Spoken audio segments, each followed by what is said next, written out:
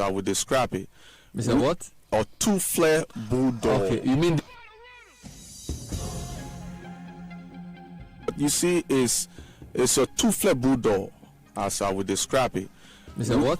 Or two-flare bulldog. Okay, you mean they can't bite? They are toothless bulldog. Yeah, it's a two-flare bulldog, as I would describe it. Mr. What? Or two-flare bulldog. Okay, you mean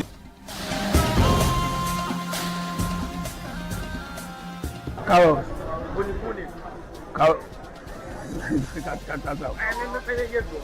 Queiroz. No, Queiroz. Queiroz. Kilos. Queiroz. Queiroz.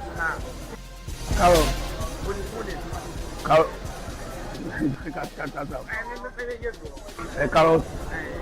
No, Queiroz. Queiroz.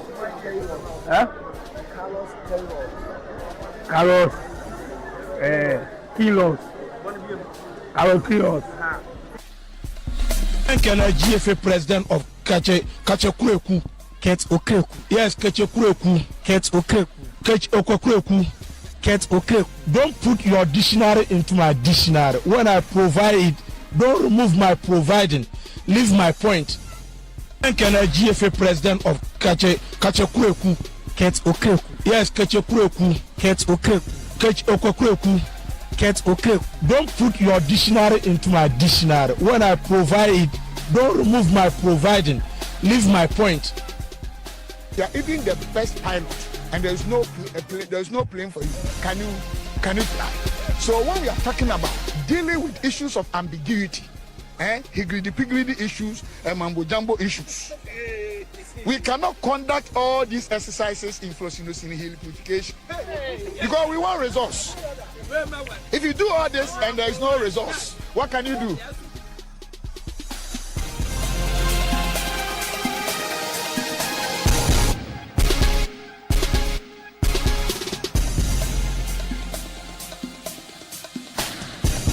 Yeah, Friday nights are special.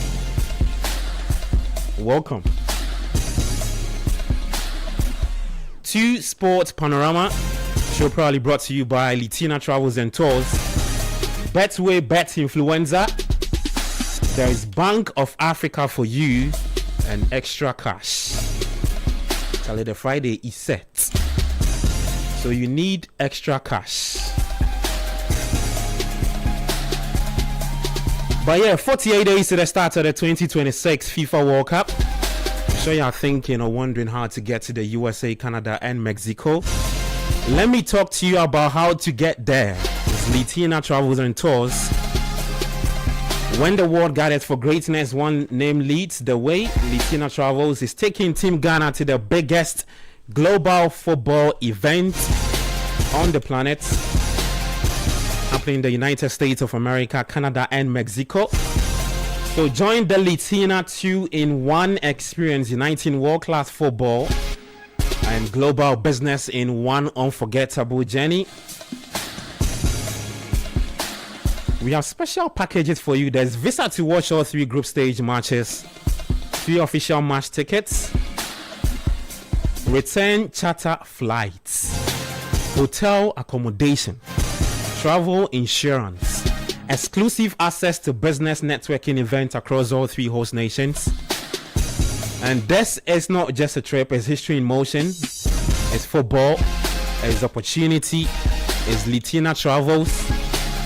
So call us on 020-522-9553 or 050-6676-957 today. Or visit Litina at Alisa Hotel North Region. Secure your sports on this once-in-a-lifetime journey.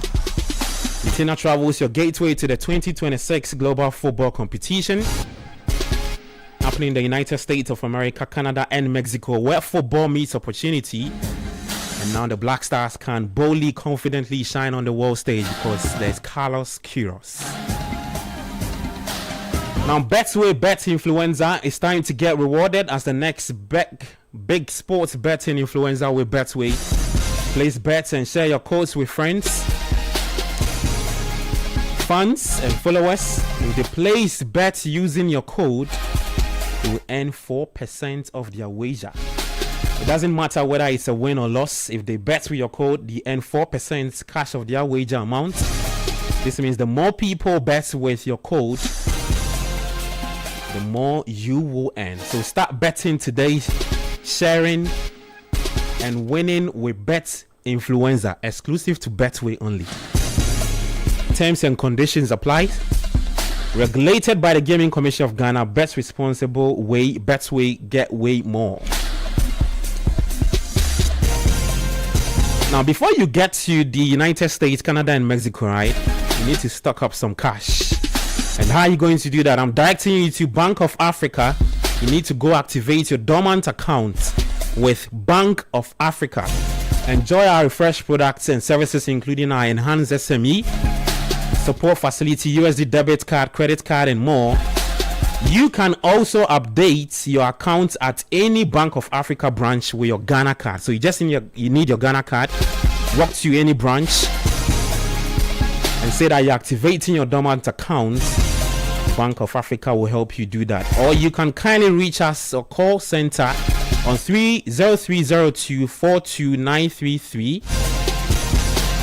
0302 249690. Or you can chat Fafa at www.boaghana.com for support or enquiries. Bank of Africa, as strong as a group, as close as a partner. Now let's talk some money. And extra cash is here for you. You know how life goes sometimes. Unexpected wahala fees show up, school fees, rent, broken fridge, your car fees spoil. Everything fee come at you at once. That's why extra cash day for you. And where is it coming from? It's coming from Forms Capital. It gives you extra money right inside your Momo wallet. You can repay any day or up to 30 days. The best part is the interest is charged on how long it takes to repay. And when you keep paying on time, guess what? Your limits go grow over time. So no need to stress. Just dial star 170 hash. And then you select 5, you select 3, and then 5 to activate your extra cash. Because with Forms Capital, the mantra is no wallet left behind. So go on, leave extra with extra cash. So yeah, extra cash day for you. Now yesterday, oh boy, it was a very busy day for one man. Portuguese tactician arriving in Ghana to lead the Black Stars of Ghana to the 2026 FIFA World Cup. Contract handed to the Portuguese. It's a performance-based contract, and he was unveiled, outdoored, depending on where you're coming from. The pressmen and women were there to ask several questions. We'll be taking it bit by bit. We'll look at the fallout from Carlos Queiroz's first words. What are your biggest takeaways, positives, negatives? We'll look into that. And how confident are you with the Portuguese man taking us to the World Cup? There's also Chelsea to talk about. They sacked their head coach in Liam Rosinia after just 106 or 107 days.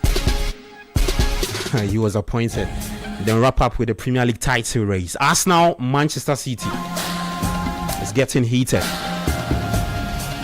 My guys to help me do the conversation today. I've got Jude Duncan. Yeah. Bernard Abeku. There's Yao Ejeminta. And then the rabbi. The potions master. Coach Christopher Nimley. And just like we always do on Friday. Koshi, commit us into the spiritual realm. Let's get talking. Pray for Carlos Queiroz. Pray for Liam Rosinia. Pray for Mikel Arteta Atasa. And pray for Pep. Mikel Arteta Atasa. No, but coach, I come. You for pray for Jude Duncan too. But Jude is spoiled. No, make you don't do that. No, Jude Duncan. I should pray for you, coach. No, Jude be hard guy. Jude Duncan on and Nala on himself. I want to be born. Ebechino. Charlie, no. See, coach, make I tell you some story. So Thursday, they had a chop rice. There's stew. Where Jude can't do my body. Where you say, Charlie guy. You can't tell this already. Right now. No, listen. Right now. You for do things. You understand? Because me right now do things. So yeah, young man, something you know, be anything. Then you ready? But why? You figure I don't go into the script? But why? I'm shocked. No, but what you talk, I understand. Yeah. Why you make it public? No, don't make it public. I understand. Banu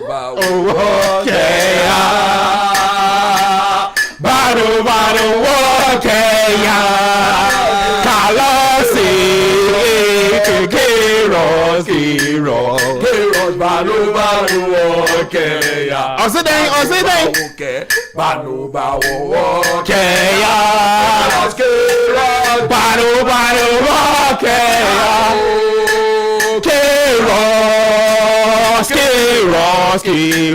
Queiroz Banu Keya.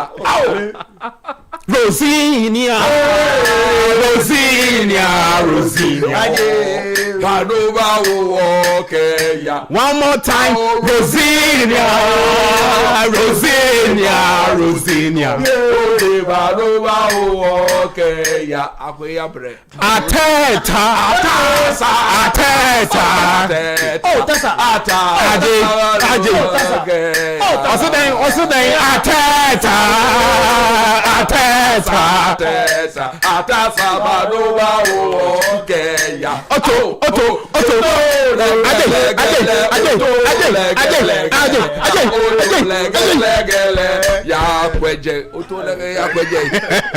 Yo, what's Zimmer? When is the one? No, Bala, Yacho, Manchayeli, a back. One double shin. She da kwete play, Juno. She da what? Kwete play, Juno. She da ne min chief, she da. Bofu ni nele telephone. No Juno ni. Can no go ye she da say. Na kan she da. No work ba hambo. One double she eh.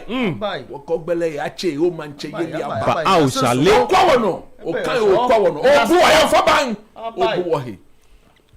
Waka Queiroz wo de. Queiroz. Carlos Queiroz. Wakale wode. Carlos Queiroz. Oh, Charlie. Wakale wode. Oh, Charlie. Zabat, wakakumole. Oh, Charlie. Jomole. Jomo. No fano ne keni ne bata. Goals. Semi-finals. No fano ne Queiroz. Keni ne bata here. Yo what Zabat. Wake yo bele na. Yeli bafi wono. Ow. Mo fẹ́ máa chi èrè ẹ̀jẹ̀ mẹ́ aṣílẹ̀ ní tu nu tu mọ́ kẹ́tọ̀ kẹ́kọ̀ọ́ mẹ́fẹ́ nyẹ́ chi ànyẹ́ yẹ lẹ́ kọ́ọ̀chì nyẹ́ gbẹ̀nyẹ́ nu tu mọ́ na yẹ́nì nyẹ́ nu tu mọ́ na sàkà ní tó nyẹ́ gbẹ̀ na. We are done with unveiling. Awo kẹ́tọ̀ déndé okẹ́kọ̀ déndé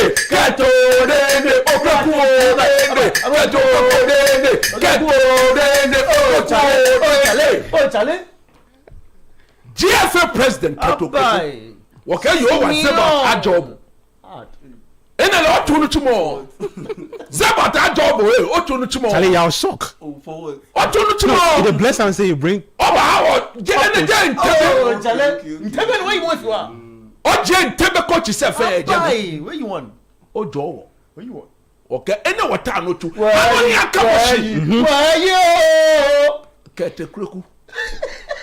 I know here, Kaboshi. No tomorrow. America ashwe hi ahye je.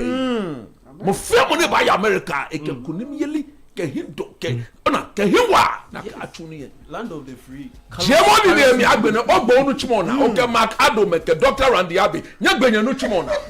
No No interference from anybody. They check Queiroz. Leave Queiroz alone. Okay. As you leave Queiroz, never attack Queiroz here. Touch not the anointed. Queiroz is the anointed. Touch him not. What team positivity is on that body. Positivity. Positive flavor. Mafia money bafite blaster. Okay, you work bafi. No negativity. That's fear. Negativity go back team mate. Bye. She won't buy the Queiroz can Alisa. Honorable Kofi Edi Adams. One chabo. Ghana being chabo Kofi. No chibo no watu. We pay $500 a day can Alisa. When a man gente any share yo. Naka airport shaman gente then your sharp pictures. Look in your pictures phone no money beleka tonye. In your pictures. Then a saka Carlos Queiroz.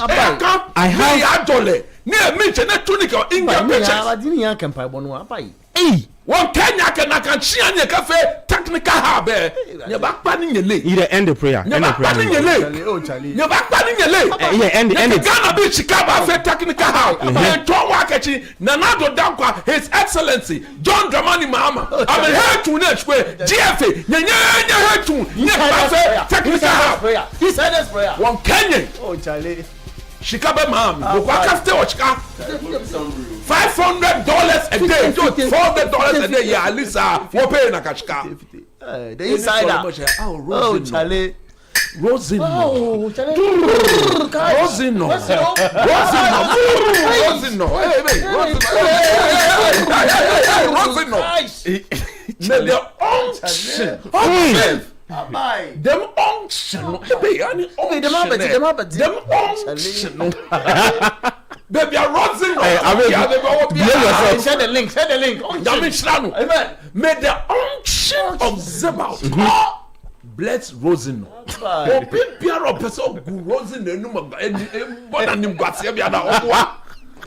But it's in His grace already. So, I'm officer my good anymore. The Zebat That's a sarcastic. Rosino. And you go see a chance for that 2 Rosino. Oh, Charlie. I'm not sure. Never knew what I say. Only people have fatado. No. Slaughter. Amen. Slaughter. That's all. Amen. In there, you be baby in your mom. Say no. Budget no na yekodo. Budget no we call World Cup no. That is my next agenda. Okay. Backroom staff. I'm appearance fee and never can wa. Backroom staff. Carlos Queiroz no for the Obi adu ho CID insider. No, Carlos Queiroz person CID insider's prayer. Friend saying appearance fee. Omo a so mo twu mo ho a ye ntwa because of appearance fee in there medal do. Okay. Now honorable Kofi Adams and I make Ghana for talent you know. Yeah. Ghana be fi Kofi Adams. Kofi public account prayer. One danyeshi. Kwato kroku one daboshi. Okay, Queiroz ba hawo. One daboshi. Kwato kroku. Yeah, Yesu ba mi. Amen. Charlie, eat. Charlie, the YouTube guys, we love you all, yeah. You guys be hard guys, because see before we go sign in, we had almost this is your song. More than 200. This one, I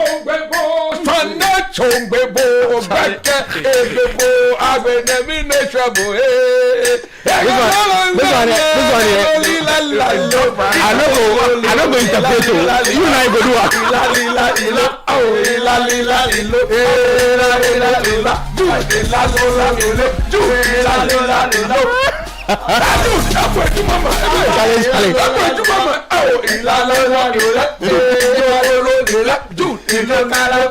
see the way y'all GM what like. Yeah, Fridays are for you. Yeah, we got you, man. Yeah, but the show is always interactive. 0539969996. 0539969996. You can also leave your thoughts on YouTube. Guys, let's get talking. Of course, the biggest conversation to start off with is that unveiling or outdooring that took place at the Alisa Hotel yesterday. A Portuguese trainer, tactician brought into the country to lead the country to the 5th World Cup. It would be his 5th as well. It had a a lot of journalists over there with some other bloggers and all of that. That's Carlos Queiroz. He did not come alone. He came in with GFA president Kurt Okraku. There was Desmond Ofer also there, seated just on his right, Jude, right? His right. There was Henry Asante Chum was the GFA communications director as well, moderating the whole press conference and all of that. Sitting right next to him as well. Yeah. For the uninitiated, so Queiroz arrived in the country on Wednesday night. Absolutely. I think somewhere around 7:30 p.m.ish that way. We were at the airport to cover that arrival. We had the Ghana Supporters Union there, clad in their colors, gave him a very rousing welcome. It was very good for somebody who's stepping into the country for the very first time. And then the following day, we had the unveiling at the Alisa Hotel. As Queiroz's first words has generated a lot of talking points. And I want to start off with you, Jude Duncan, because you were our man. You were our eyes, our ears on the grounds. You were in there, listening to whatever had happened. Just run me through what were your key takeaways. And then you can begin to break it down from some of the things that you did not like and some of the things that was of much interest to you. Wow. Really, really interesting and a very loaded question, Gabi. Of course, shout outs to the teams. Always refreshing to be here. But if you permit me, I'd want to just briefly give like a recap of everything that happened. That's fine. That will narrow But there's it down. some That's fine. joy be. Charlie. Oh, that's good. You mean the analysis? It has taken a different twist. Nice. Okay. So, Gabi, let me focus. let me No, but for the initiator, a lot of people distracted, don't know that you've actually been on the show a couple of times. Because I'm getting questions that people are asking that, are you... Do you want to... Let it slide. You just slide it. Oh, Charlie. Kasa! Go ahead. The floor is yours. Charlie, Jude, go ahead. You have the next 15-20 minutes. That's even too much, but we'll manage. Okay. See, so around 11 a.m. Yeah. That's when we got there, as in the contingents from CTFM and Channel 1 TV covering this really important engagement. And it was interesting because by 11, the auditorium was almost full. With supporters union members. Yeah, relax. So journalists were there in their numbers. In fact, I met a couple of journalists who had come all the way from Kumasi, to cover this from different parts of the country. And of course, like you rightly said, supporters union are taking, you could say 1/3 of the seat. But generally, the anticipation was high. The expectation was there. You could see a sense of relief. Okay. And I was really saying to myself, so is it that we didn't like Otto Addo that much? So all of that was quite interesting to witness. So, of course, the positives from this was that for the first time in a very long time, we saw that there was at the beginning some level of orderliness to this, right? So at the beginning, and I'll come to that. So again, the program also started on time.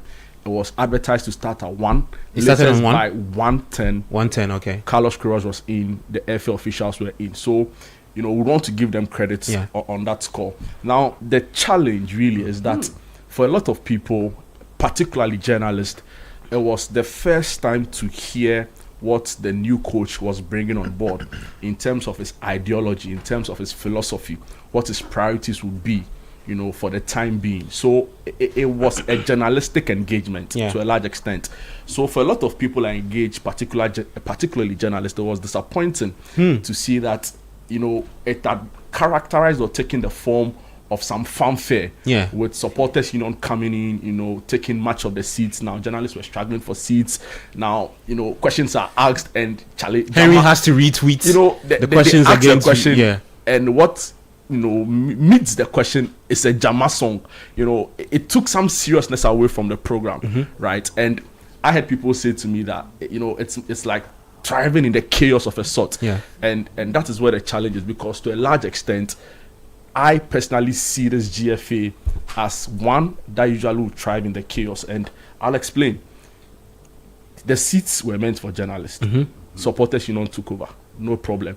And again, concerns are, we needed journalists to be there to ask the right questions, to set the mood for, and there are many other examples we could go on. So it was really, really disappointing to see. But overall, was positive energy. It was great engagement, and there was a huge sense of optimism. So you ask people what you make of this. They say, "Oh, I'm excited. I'm happy. I'm looking forward to what the coach is bringing on board," and that was quite interesting to see. Of course, there were concerns about this administration. You know, the work they've done in the past. Yeah. See, I've been on record to say that I didn't think this current administration were competent enough to find us a right coach, because in previous times they've proven themselves very incompetent and feckless, if you want to add, right? So there were hesitations as to whether they were the administration to deliver the right coach for the World Cup. And for context sake, looking at the coaches that they've brought in since Kearns administration. That is the point. That is the point, right? But like they say, a broken clock is right twice in a day. Yeah. So on this would give them the score. Now you ask the question around what it felt like listening to him. I think again, if you listen to Coach Carlos Queiroz, he was saying the right things. You know, talking about the wealth of experience he has. This is somebody who's been, you know, he's been there for a long time. He's seen it all, done it all. You know, comes into this job with a wealth of experience, having coached very big nations and very big football clubs, right? If you are number 2 to Alex Ferguson during his successful tenure like that, you know, you definitely come into this job with some pedigree. Yeah. And he said that he was bringing over 40 decades of coaching to this job. 4 decades. Four decades, I beg your pardon. Yeah. That's 40 years, 4 decades of coaching experience to this job. And for some reason, he was saying all the right things that got people excited. Now, of course, journalists didn't have the time to ask Charlie. I was sitting there and they would watch your face. You know, so people didn't get a chance to ask the questions. The mic yes. So that's the organization or the other part of the organization I had a problem with. Okay. Because I felt the questions and the manners. Somebody called me and said, "Coach, would you go?" I said, "If Henry Asante see me, we hand over the mic." Because you know the way he gives them what I will ask them to create promotion. You know, my question will be the right question. So it felt regulated. They were selecting. Definitely. I mean, they had to do with familiarity. To an extent, and I see. I have no qualms whatsoever with the questions that were asked from, of course, some of the senior journalists on the day. I felt they hit the right questions, but of course there were others that you felt were a little misplaced or had already been asked, and I've expected a different dimension, right? So that was also an issue. Many other people wanted to get a chance to ask questions. In fact, the very last question, for example, you know, he started by saying, "I want to ask a question," and goes on to do something else, you know, where there are more serious or pressing issues. For example, I was keen on finding out from the new coach his thoughts around whether he was going to be solely responsible for calling players into the team within the formats. Because mind you, we have an FA president who's been on record. That would have been my question. And I would have told the question coach, to them. We they think alike. He's singing the same song. They think alike. So that was my question. You know, and that was what I was. Charlie, I raised my left. I raised my right. I raised my leg. Charlie. You raise a leg, bro. You know where the channel? Charlie, where they sit there? So me, I know say it was actually Tofik who was moving the mic around. So I wasn't bothered, right? I knew I knew what to expect, but I wanted to really hear his thoughts on whether he was going to be the man solely responsible for collapse. Again, like I said, because you have an FA president who has said that, under his administration, we're never going to see a time where only one person will pick a team. But this man comes to the job with pedigree. He comes with experience. So, you know, we're expecting him to hear his thoughts or get what his beliefs already were. He has compromised himself already. You know, get his beliefs on that. So generally those were the highlights. I'll leave it to the colleagues. But of course there were concerns around this administration, right?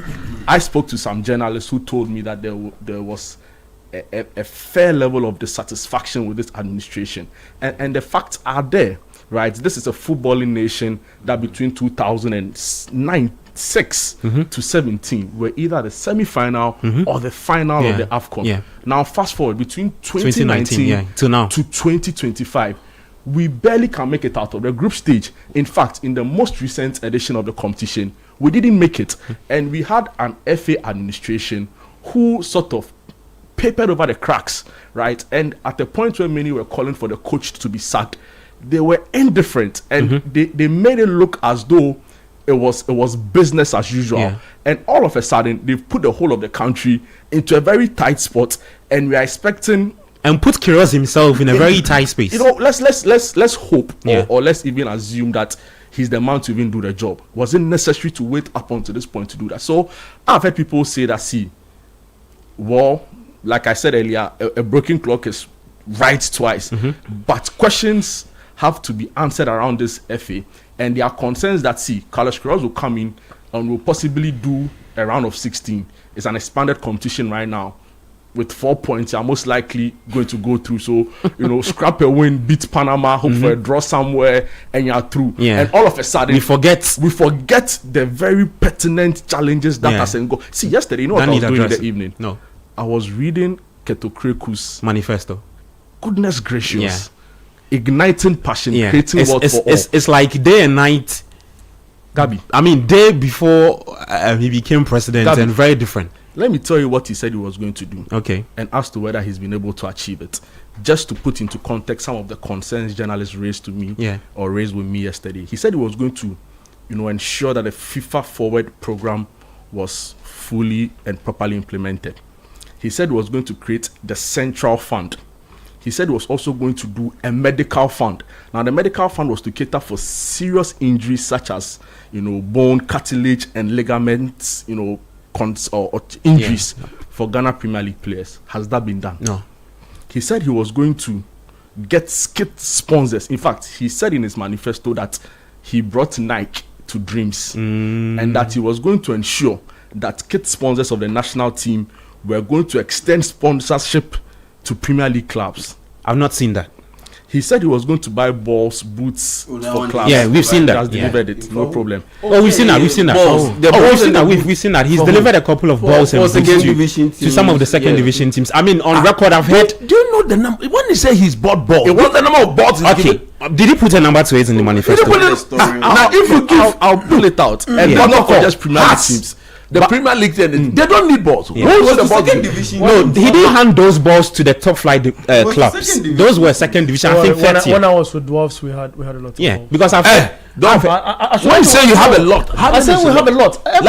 Every season they bring. Don't was saying. But see, beyond the balls. So he's raising a point. Okay, question. So let's allow you to finish. Bernard, let's allow you to finish. Beyond the balls, he also spoke about kits for the teams. Now, let me read his executive summary for you, or a bit of it. It says that today, Ghana football industry is at crossroads. The industry faces its biggest challenges of insufficient investment, divisions in administrative pitfalls, and wrong perceptions. Gabi, 3 weeks ago... I still think we have those issues. That is the point. 3 weeks ago, I casually on my Twitter handle, @Mensa Duncan, asked the question, describe the Keto Kreku administration in one word. Go back and look at the comments there. This is the kind of perception people have about the FA. So, for me, you know, again, he promised that he was going to create the utmost experience across all stadia and create a culture of stadium going. Match venues. Match venues. They are murdering people at our stadium. People are dying at our people stadium. People are dying. So, you see, there were concerns around this FA. And the feel was that we hope and pray Carlos Queiroz does well, because when he does well, it's for the whole country. In fact, the economy, even the local economy will be boosted. Charlie, our president, John Dramani Mahama, Charlie, you go enjoy. No, he said that Ghana, you know, we are happy people. when we are sad, we will drink. when we are happy, we will drink. Whether we are sad, you know, the point is that when there's that excitement, people are happy. The country generally does well. You put the country on the map. So you want the country to do well. But the truth is that there are concerns that maybe, just maybe, the actions and the inactions of this administration may be our downfall. So we are hoping that, you know, we don't just be too excited. And we are very measured in what our expectations will be of Coach Carlos Queiroz. And I'm sure Coach will want to touch on that. I just want to ask you one question, and I'm picking it from his own words. That has to do with he's saying that taking the Ghana job is his biggest challenge. For context, I'm looking at it. What did he mean by that? Is he saying that he's looking at Ghana's pedigree, looking at the current players we have, looking at the timing of taking this job on the back of very unsuccessful campaigns, AFCON failures and all of that, not qualifying, group stage exits and all of those things? What did he mean by that? Because I'm looking at the countries he's coached, right? For a coach to have coached Portugal, taking them to the round of 16 stage of the 2010 AFCON, and dealing with tough figures in that team at the time. I think if you want to juxtapose that to the current squad, I find that slightly exaggerating. Looking at Egypt, what he did with Egypt, taking Egypt to the AFCON final, again losing to Senegal in the World Cup playoffs. Even if you look at what he did with Colombia, right? I don't want to talk about United Arab Emirates, Iran, and Oman, and it's not like to denigrate those countries. Why did he say that it was his biggest challenge? I mean, that would be a difficult question to answer because I'm not in his head, but I'm sure based on everything he saw at a Lisa hotel, the sheer level of enthusiasm, the anxiousness, maybe anxious is a stretch, but the genuine show of concern and worry about our state of football, seeing the faces, the sheer number, I don't think he would have probably gone, I may be wrong, but go into a room, see, Charlie, the heat in the room, Gabi, fire and edge. So the point is that he probably came to the airport the previous day, the following day he was there, he went to meet the minister. We're a football crazy nation, that is the point. Now he's coming to this Black Star team. I think the context around his choice of words as the biggest challenge. I mean, see, for most period, it was number 2 to Alex Ferguson. Okay. There was pressure, but they were winning. You would want to argue and say the biggest job he probably took by pedigree is being Real Madrid coach during the Galacticos era. Okay. But it was a team that were used to winning. There wasn't any major, the Ghana job now is different. Different in many respects. One, in the sense that that's why I don't believe in that statement that it is his biggest challenge. Okay. Nah. If it was the Steve Napier era, Michael you think that fits in? That would have been his. The context. I just want to understand. The context is that he's coming to this job. He's coming to this job 4 months. Less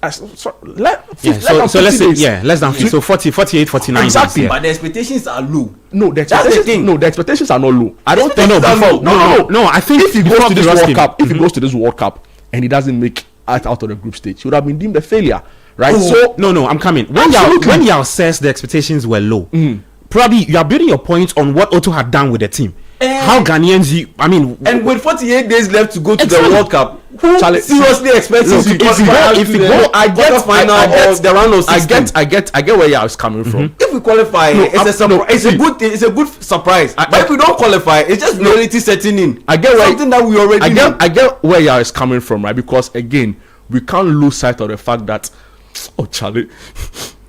This is a Black Stars team. Behave yourself. Actually, they can't even beat Niger. They can't beat Queiroz. You see, they can't beat Sudan. If you are coaching a Black Stars team, the point is that we have to realistically accept where the team is right now, right? But the context, I believe, also is that there's so much expectation for him to achieve with this team, irrespective. See, there's talent in this Black Stars team. You can't tell me otherwise. We are hoping Kudus will be fit, but if he's not, there's Semenyo, there's Pate, who arguably on his day is one of the best in his position.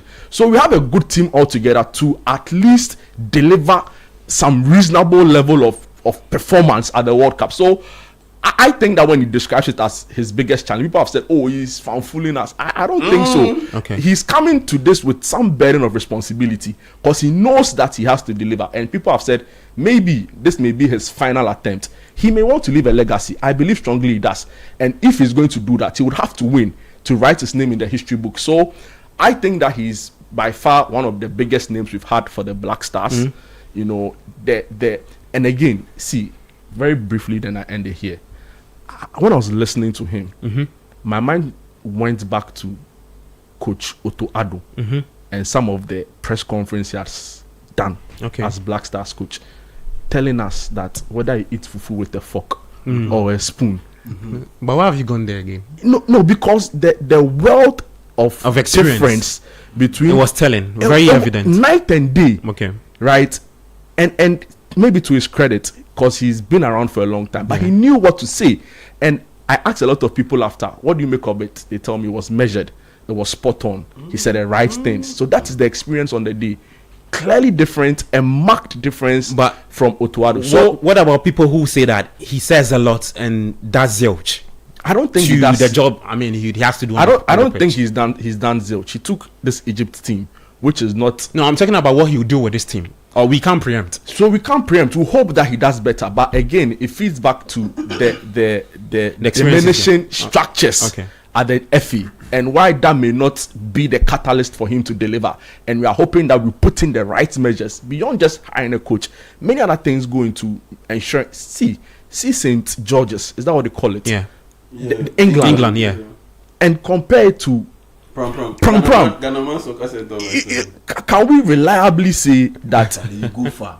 It's St. George's. But Mali recently, Mauritania. Yeah, I think that was Mali. There's 2 years ago. Mali recently have their national center. Go to Mauritania. I hear that they've actually done some work at Pram. Okay, but it is still very short. It is very short of the required standards. So see, let's fix the structures. Like, let's not use Carlos Queiroz and the fact that it is an appointment to cover the seeming cracks. Fix the cracks. Fix juvenile football. Last time Nila Tevandapo, he was here lamenting badly about how Colts football is dying. Under 17 teams, they are not doing well. We focus all the budget on Black Stars and we neglect every other thing. Go to under 17. Kurt has a slot. McAdoo has you can't win. You can't win. Has a slot. Achi has a slot. They are building our team because they've got football teams that they run. So today, go and see. It's Prosper Ogun's team. Go and see. I put it on record. It is shocking. They should come and tell me what I'm saying is not that true. We had to wait until Austria to let Otuado go. When the signs were clear, Niger away, leading 1-0. Then all of a sudden you lose control. AFCON. It was just sad. The AFCON shenanigans. It was just sad. So Carlos Queiroz, I think, will do well, but we need not forget the major cracks that still exist. Fixing the structures at the administrative. Was there any word on how much we are paying? Because I mean, we've seen certain figures flying out in excess of $100,000. Did they say anything like that? And did they say where he would be camping, where he would be staying? All of the questions didn't touch on that. Okay. Now, Henry Asantichum actually began the press conference and mentioned that, of course, John Pencil, Fatah were going to stay on as fiscal first team assistant coach and goalkeepers coach respectively. Desmond Ofe as the main substantive first coach, assistant coach, and he also said that Carlos Queiroz was going to bring in 5 additional backroom staff. Okay. Now he also in addition to those 3, that's somewhere around 8-9. Absolutely. Yeah. And mind you, Kofi Adams was on point of view at that time explaining. So we need questions as to whether what Kofi Adams said in the past had been completely changed. Okay. Based on this new arrangement the FA has announced. But we also know, according to Henry, that it is for a 4-month duration, right? So after which a decision will be taken on a more long-term substantive. So more like a performance-based contract. Absolutely. But as to the details of the contract, we were not told. I just want us to do this updates, right? So you mentioned something about the medical fund, right? From Kurt's manifesto, right? Do you say anything about a central fund? There was also a central fund, and I can pull it up for you pretty shortly. So the update is that that actually has been approved by the executive. This story was 5 years ago. It's an update to what you just said. Some of the things you've approved. So is it in operation now? Yes. As to whether it is, the clubs would have to. I think we'd have to find out from the clubs on that because but let's not delve into that. Yeah, let's not delve into that. Let's stick to the curiosity. Let me come to coach. Let me come to Bernard. I'll come to you. Don't worry, I'll come to you, Bernard. Just quick thoughts on your key takeaways from that. Right, Queiroz's first words, and how the expectations from Ghanaians, because after that people think that he can take this team to the latter stages of the competition. First of all, I think he mentions that this is one of the toughest jobs. If he looks through his CV, and I agree with him. I listened to Pitso, and he rightly indicates that the timing for the job, for him, he wouldn't take it. Because it's just about taking the team to the World Cup. This is a team that looks haphazard a little. Without mincing words, it's indeed haphazard. This is a team, if you look at our work rates in terms of numbers, is poor. But interestingly, this is a team that's gotten a good average age. The last time in 2022 when we were at the World Cup, I keep saying this, that we're the youngest team to have participated in that World Cup. Now, this team sits somewhere around 26.5, if not 25 point something in terms of average. They should be peaking. And with a good manager, I should be producing results. Have you got that good manager now? I feel we've gotten an experienced manager now. And he looks at the fandom in the country, the reception, what he received at the airport. What had happened at the presser, I'll talk about it now. I was not so pleased. But he looks at, I'm sure he's read about Ghana. He knows how Ghana went into that 2010 World Cup and carried the whole of Africa on its shoulders. And knows the expectations of Ghana. If Ghana is performing well, if it is not performing well, the national attention he gets. I'm not sure it's good, the national team gets. I'm not sure he faced or he felt that with the Oman. Oh, as for Oman, I'll be Oman. That's it. But it's part of his CV. Okay. I'm not sure even to some extent South Africa. Because in Ghana, the journalist will put you on your toes. The whole footballing community, respectfully, yeah, I know you are St. Augustine's guy. It's like a disco. You always have to think on your ground. It is how Ghanaian, the fandom or the football community behaves. We want results because we are described once upon a time as the Africans of Brazilian football. In that mix. So I know he anticipates. He looks at this job and goes like, there's Antoine Semenyo who is managed by Pep Guardiola. There's a certain Ishaku who stands at the center and scores. There was a certain Mo Kudus who took a ball from the center, dribbled past everybody and scored. These are glimpses of a squad that if you put them together well, they can give you, a very good performance. And result out as well.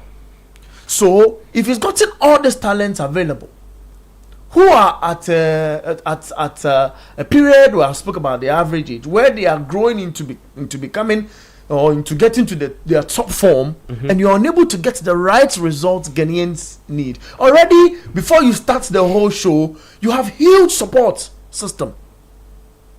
And Ghanaians were tired with the old coach that was in the helms of affairs and displaced in his favor. So he must deliver. So I'm thinking he looks at what he saw at the airport and this is crazy. Which kind of country is this? I thought I saw it at the World Cup in 2010 and it's like it was on TV. But the reality is what is playing right before me. So you think that's why he said it's his biggest challenge? I know he knows the job he's taking. Okay. My only problem is an experienced manager questioning why he would accept a 4-month job. And that he wouldn't have accepted it. It paid so much money. I mean, that's his thought. So, well, fair. But I know coaches respect coaches. Coaches respect good coaches. Let me put it in that sense. So, it's a bit here and there when coaches come in the fray and have discussion in that manner. But for me, I feel it is his biggest job. Okay. You look at the numbers, and it does not look attractive. And the coaches we've had, James Kwesiapia, C.K. Akono, Milovan Rajevac, Otoado, Chris Hutton. Apart from Kwesiapia, you look at their win percentage, nobody crosses 50. This is a big job he's taking. He needs to lift numbers. Because we are described every year when we zoom into a season, there's a Ghanaian player who is showing greater exploit or who is standing out. Why doesn't this country perform at major tournaments? They go to AFCON and it's poor. They come to the World Cup and they're able to qualify, but they're getting out of the group stage or not replicating the same form they went into the last time. Okay. So I think on the point of he considering this as one of the biggest jobs he's have to, you agree to that? do. I agree indeed, because he's looking beyond what we are looking at. Yeah. Now he speaks of if the local players are good enough. Yeah, he's going to pay attention to that area as well. I am happy he did not close that chapter. How so? The World Cup does a lot of good to clubs financially. If your player joins the national team to World Cup, FIFA respects that and pays a quota to the club that is contributing to that player's growth, and helping showcase that player to the world. So I know that the last time Accra House of Folk had a player that had an opportunity to go to a World Cup and didn't play a game, it doesn't even matter. You are guaranteed a certain amount. Then if you are playing game after game in the competition, the amount begins to multiply. So the clubs benefit. Now this is a challenge to this administration. The only product that belongs to the Ghana Football Association is the league system. Okay. Because the FA is made up of the clubs, and the clubs play in the league. So the league system, the clubs belong to the FA. The clubs own the FA. It is important to note that it lies on the FA to make this league competitive, because there's a coach who've not closed that page. There have been brilliant players this campaign in the Ghana Premier League. But he says provided you are good enough. So I'm saying. Which player on top of your head you think is currently good enough to get into the I think Queiroz's squad? And I agree. Then I agree with Godfrey Dakoto's argument on radio. Yeah. That there's no player or Michael, our senior colleague, TNG, that there's no player who's going into the Ghana Premier, the Black Star setup and make a direct change, a difference. A difference. That's the way. And that thing, I honestly believe is different. An argument for different issues. Okay. Because if I don't believe that even the biggest advocate for Ghana Premier League players being introduced into the team, the Black Stars team, is saying that or has said that they should go in there and be immediate starters or be the difference makers.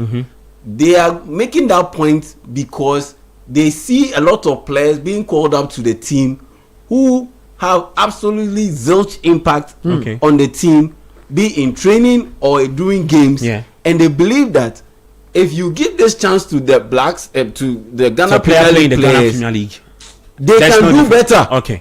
Or even if they can't do anything better, it's good or it has positive repercussions if they are part of the team. For the clubs. For the clubs. In a way. For the clubs and for even the players. Okay. Because now he has the talent, but he doesn't have he's not refined enough because of the crude way of doing things in the Ghana Premier League. All thanks to a lot of it thanks to the GFA. It's crude style. It's not refined, but the talent is there. Jesus. But if you put them in the Black Star setup, not necessarily as difference makers straight away, but players who will be on more or less in the second unit, not necessarily expected to play, but giving gradual progress or progressing opportunities for them to build themselves up into players that can be refined. That situation, it can happen, because at the end of the day, didn't we have Philemon Bafo and Co being called up to the Black Stars on multiple occasions when they were competent right fullbacks in this country? Those are the points that I honestly believe that people who advocate for Ghana Premier League players to be included in the Black Stars, I'm trying to make. They are not saying and hitting their chest that they go there and they are different makers. No way. Okay. But the they are not there yet. The national team is not. They are not there yet. But it's not a morale boosting endeavor. No. The best and the brightest team is not a morale boosting endeavor. Agreed. But not all 23 players in the past that goes to the World Cup get an opportunity to even play. But at the end That's of not the the day, point. no. That's You not the just, point. let me. I'm advancing. Something from the point you've raised. My point is, you take 23 players to the tournament. How many players at the end of the day play from 2006? It's not everybody who's going to kick a ball at a tournament. No way. And it does not mean that all the 23 players included in that list have the might to be what he was talking about, the different makers. But you see, let's progress the conversation. In Queiroz's position now, in his position now, taking the job were less than 50 days to the World Cup. I don't think he will take that risk. Guys, but he said that he will take risk. I'm talking about maybe that could be how the team is going to play. Yeah, maybe that could be how the team will play on the pitch. Listen, let's get it straight here. One thing that he will never do. One thing that he will never do is to bring in a player that will not improve his team. That's the point. Yeah. That's the point. That is the point. When Queiroz was appointed for this job, Carlos, Carlos Queiroz. You let him finish so that I go to coach because of time. Yeah, so real quick. Trying to take my thought off. Carlos, and then Amebeka Carlos. Carlos Queiroz. Yeah.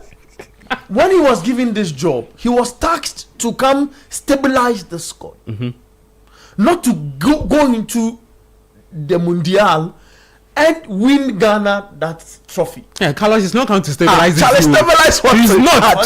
This one I disagree with you. Stabilize what are you telling me? Stabilize. No, did you hear what he said? No, I'm saying what he says is different because he's the coach. He would love to hold on. The man would like to bring the pressure to himself. No. Because the man, if you know, what are you saying? Listen, if you know how Carlos Queiroz plays his football, stabilize what? At this point in time, he needs. He as a manager have a personal there was a ambition. question asked. You think he's There going was to a win the question World Cup? asked by you journalists. think he has now time to come and solve your what? Stabilize what? You know what he's going to the tournament? What is he going to do? Coach, 10 seconds. There was a question directly What is he going asked. to I'm do? coming. There was a question directly asked about his philosophy and his style of play and whether he was a defensive coach. Yeah, he said the way he answered the question. He's winning. He's winning, and now they can't play what? He said Attacking or he what? said that he's going to win his first game and his next game, which is against England, and his next game Against Croatia. What is stabilization in this? The guy has clearly set out objectives, which is to win. Now the point around the local players is that what is even the state of the league? It is dead. You see, we need to be honest with ourselves that we do not have a properly functioning league. Even if we have, it is ranked outside the top 100 in the world.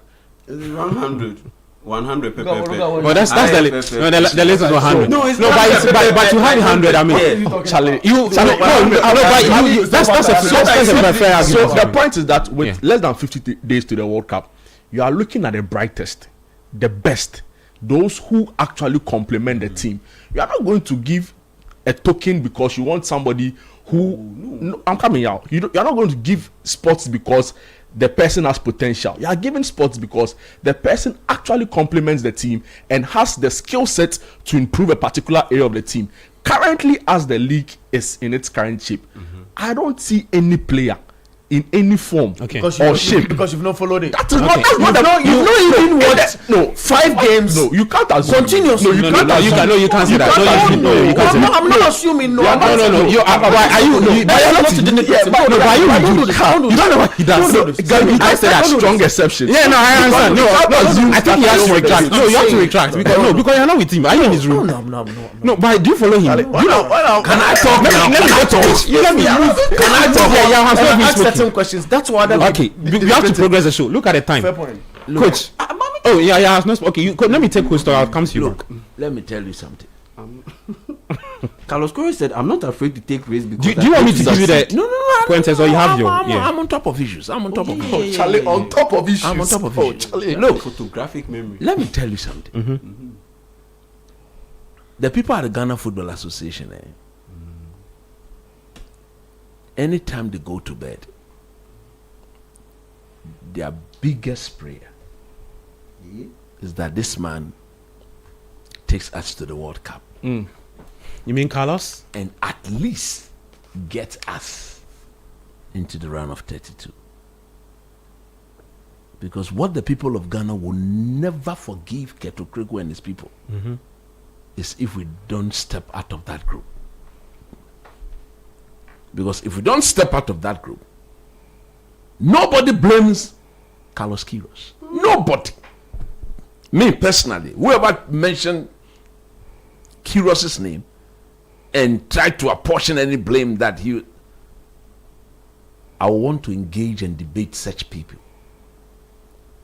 If we don't make it out of the group, the blame is solely at the doorstep of Keto Kreko and the ESCO people. Dr. Randy Abe, chairman of those people, they are the one Ghanaians are going to blame.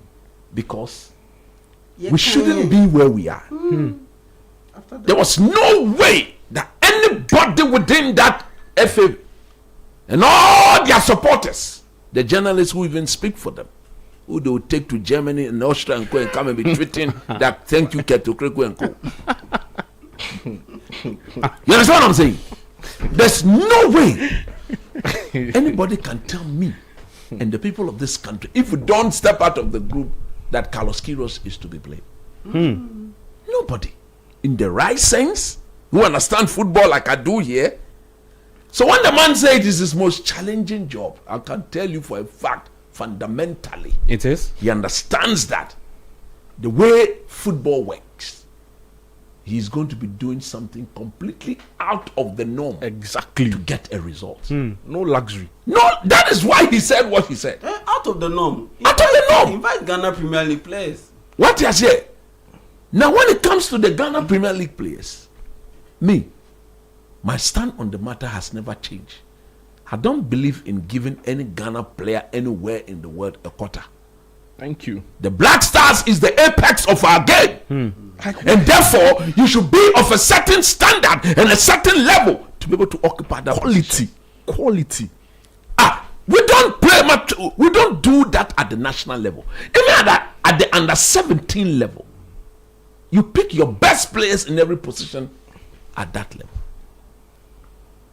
Do you think when the likes of Sheila Eliasu and Aminu Dramani and Co were picked, they were picked because they were local players? Not at all. Not at all. Were they picked because they were local players? Not at all. They were picked because they could match up to the demands of that level. And they delivered. And they delivered when they were given the opportunity. Asari has delivered.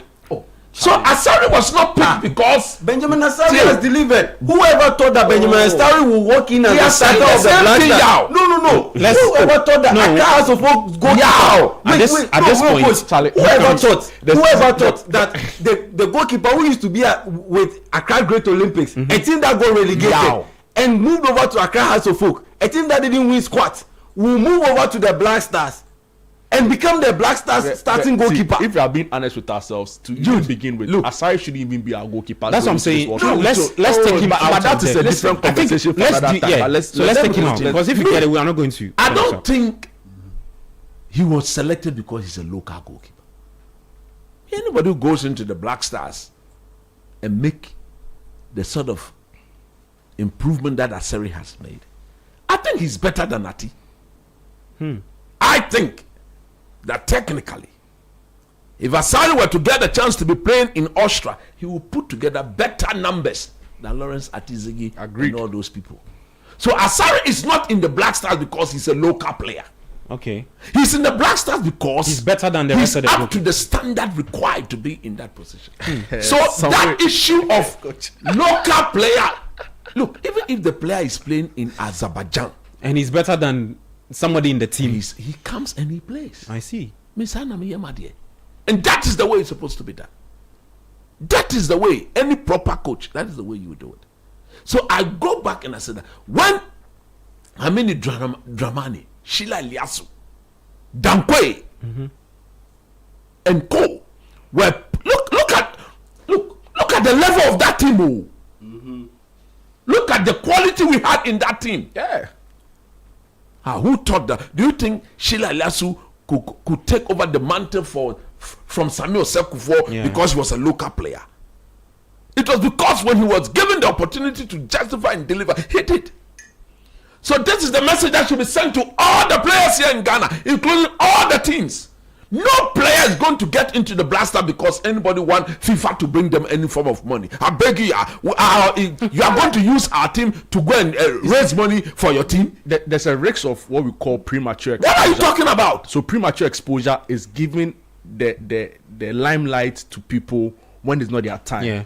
You know, it's like, and then he exposes them. No, he exposes them. So we are not going down that tangent. Like I said, I'm happy Queiroz has come, but he's under no pressure. No pressure. So the idea that he's the biggest talent because his vast experience. This is strictly out of the. You see, when I listened to the South African coach, Peter Mosimane. In fact, he was spot on. Oh. For me, I'm even shocked that Queiroz could accept the job for 4 months. Maybe he himself, he doesn't want to coach beyond the World Cup. As a city, I have my doubt as to whether he will stay beyond the 4 months. Regardless of what he does? The man, when he was coaching in Egypt, he was not staying in the hotel. Oh. The man, when he was coaching in South Africa, he was not staying in a hotel. Oh. Go to all the places he's coached. Nobody kept him in a hotel. Well, they said they said what? The house meant for the coaches is now used for that thing a commercial center. Look, read my lips. That thing. How is it going to change? Oh, you will see what will happen. You will see. You use our money. Yes, yeah. I've shown you pictures of the place, isn't it? Go and see how dirty the place is. The place that he said if you. That's where I go to work along that area every day. That's where I pass. Okay? Today I went there. I took pictures myself. The pictures are on my phone. I've ordered some. Go and look at the windows. Go to the GFA. Go to the headquarters. So wait. So it's not like the place is running. Me say Abutala. There are people there, but the place. Me say, go to the Ghana Football Association right now. Go and look at their windows. Go and see whether dust has beaten the window as compared to the place. Go and see. Go there. Go and see. I'll send the pictures to you. Mimi Kasakeko. Today said. When I got there, I was taking the picture. I did because there were people there. There's this woman who is selling sewache, rice directly opposite the look. If this is the entrance of the gate, like just 3-4 meters. So I say it's a security risk. If the Blasters coach is staying there, would the woman be allowed to sell there? But they can go and clear the place and. What? Risk. Yeah, so they can just clean the place and. They can just clean which place? But they can do it. But they know that Queiroz is coming on April 20. That's what I'm saying. That. The 400. Look, how much are we paying Alisa Hotel for him to sleep there one day? Well, I don't have that update. I'm not sure we got it from. It will not be less than $400 per day. I stand to be corrected. There are few people they are listening to the program. But would he? Anybody should send me. But he's not going to be in Ghana for the whole time. You see, like after the World Cup, or even before the World Cup. Do you know what a day payments represent? It should be out of high cost. Do you know what a day payment at Alisa Hotel represent? That is only for the room. It's different. If he's to stay there, massage is different. Laundry is different. Charlie, coach, what kind of massage? And I said, Avrangan by what massage? Charlie, Avrangan what massage? No, be a reality. Were you there? I don't need to. What's about goes to me? I'm aware. Were you there? Now, Avrangan, what am I to say? Get no be one massage. Unkuto massage. What about this kako? This one, the I show speed. Yeah, I show speed in Kuto. You know what massage? In Kuto massage. What man on Kuto massage? What happened? You're not getting this kako. Coach, you were not there. I'm telling you what happened. I don't need to be there to tell you what happened. So that's the point I'm making. Okay. I'm calling on His Excellency John Dramani Mahama and the sports minister. He should go and look at the building. You think they should get a place done and done and let Queiroz stay there? Immediately the FA will have to vacate the place. If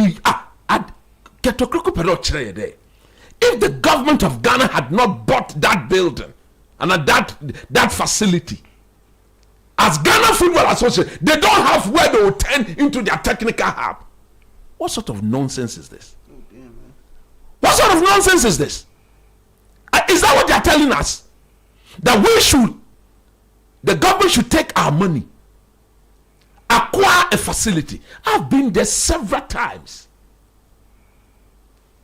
Let me describe the place to you. When you enter the main house, there's a basement, right there underground.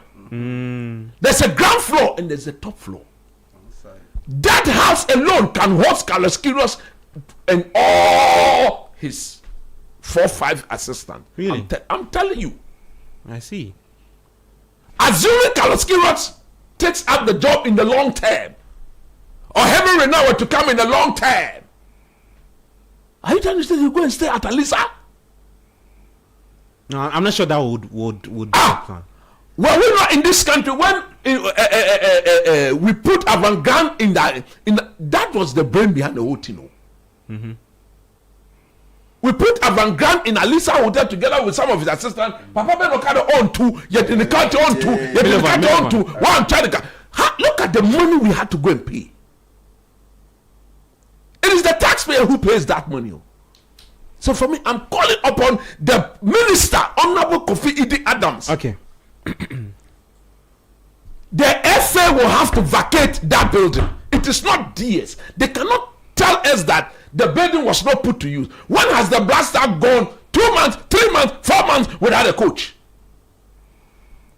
So the explanation that the place was not being used, so Keto Kreku and his people has turned the place into the GFA technical. Look at that.